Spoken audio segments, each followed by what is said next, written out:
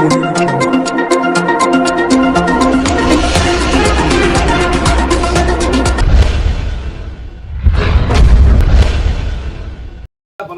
కొనసాగుతుంది. శాసనసభ్యుని సంఖ్యా బలంతోనే దీంతో ప్రభుత్వం కొనసాగుతుంది. కేటీఆర్ గారికి అత్యంత సన్నిహితం. కానీ నీ సాన్నిహిత్యం ఏదైతుందో, నీ సాన్నిహిత్యం ఏదైతున్నదో వీళ్ళ బలహీన వర్గాలకు కల్పింపబడిన హక్కుల పరిరక్షణ కూడా మాత్రం నువ్వు వినియోగిస్తు నీ సాన్నిహిత్యం.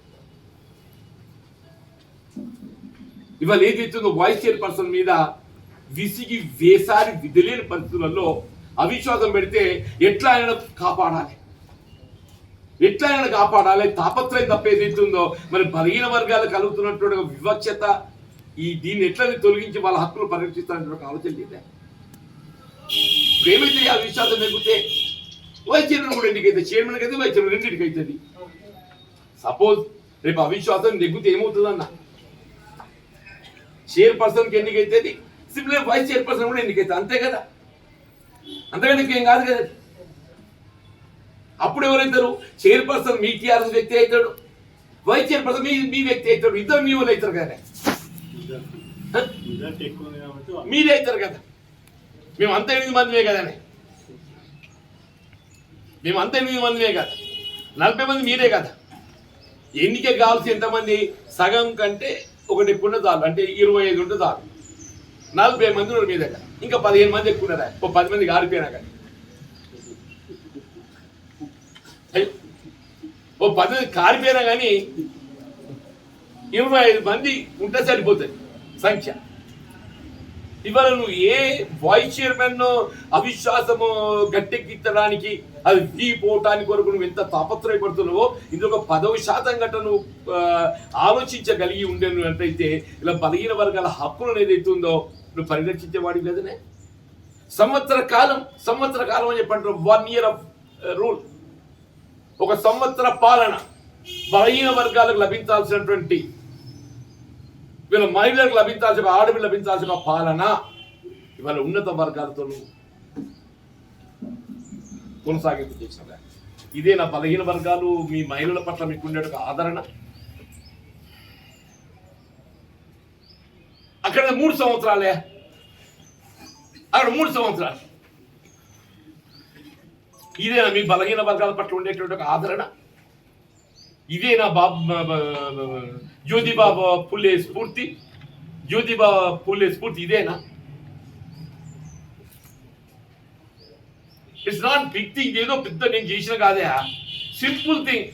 ఒక కాగితం రాసి పెట్టేసి అంటే అరే ఇది ఇట్లా అయింది ఆయన చేసేద్దని చెప్పి ఆయన ఓఎస్డి ఉంటాడు, ఈ స్టూడెంట్ ఎగ్జామ్ చేయమని చెప్పించేసిండు, ఎంట్రీ ఫైల్ కాన్ఫర్ చేసి ఇది మనకి 31 నడిచిందే.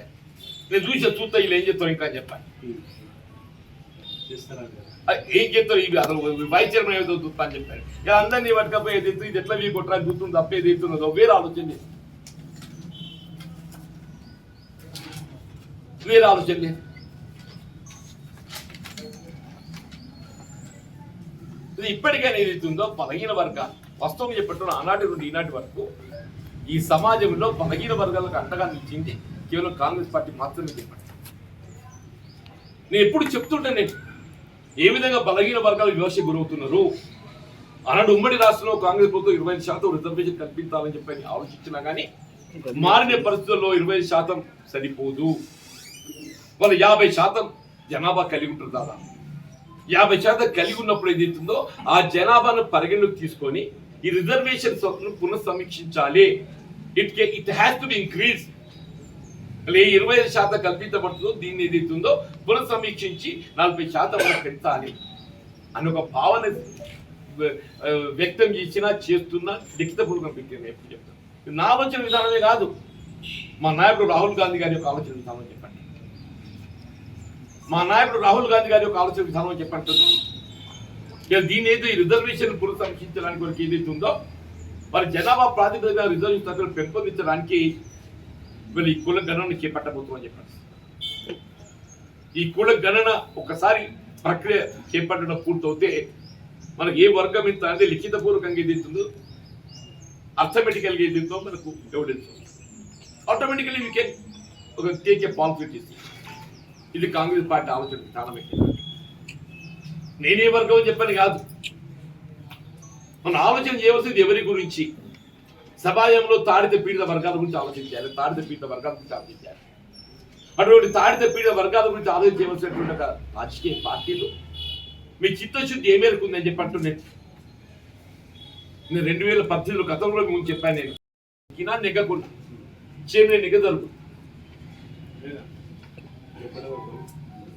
అది రొటీన్ దాన్ని ఉంటే 15 days నోటీస్ ఉంటే ఇది నోటీస్ అది ఉంటే దానికి సంబంధం లేదు.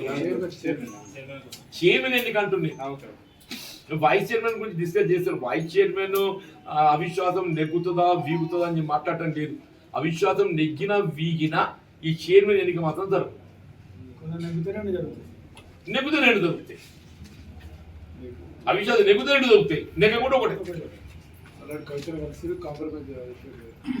నేనేమంటూ వాళ్ళు ఏమైనా నాకు తెలియదు, వాళ్ళకి ఎక్కడికి వచ్చి వాళ్ళకి కాంప్రమైజ్లు కావాలి, వాళ్ళకి అదే కావాలి తప్ప ఏదైతుందో హక్కుల బలహీన వర్గాల హక్కులను కాపాడటం లేదు వాళ్ళ దగ్గర.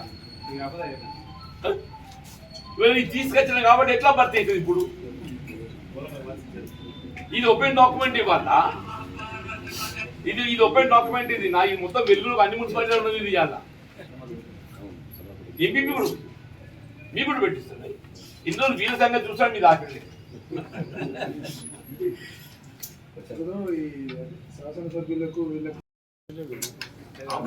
కాంప్రమైజ్ ఎప్పుడు అయ్యి చేసుకుంటే అయిపోతుంది కదా. అప్పుడు కేసీఆర్ గారు మున్సిపల్ మంత్రులు చట్టాన్ని మార్పు చేస్తే అయిపోతుంది.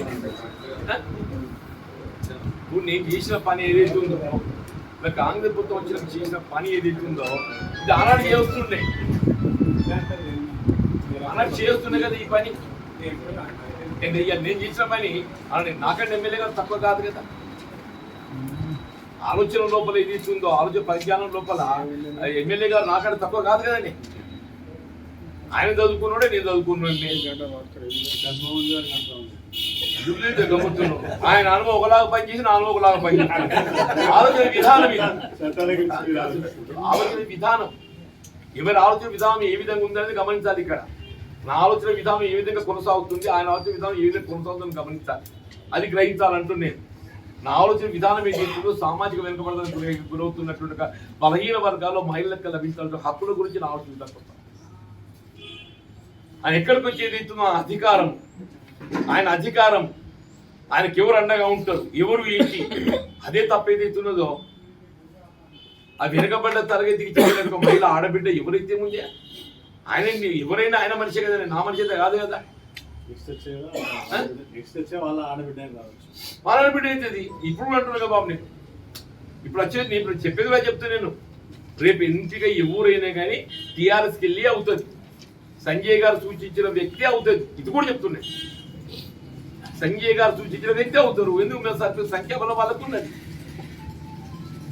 అవకాశం వాళ్ళకి ఉన్నది కదా, అవకాశం ఎవరిపోయిందో వాళ్ళకి ఉన్నది కదా, అయ్యే అవకాశం ఎవరిపోయింది వాళ్ళకి ఉన్నది కదా. 40 మంది ఉన్నోళ్ళు కాకుండా 8 మంది ఉన్నోళ్ళు అవుతామా?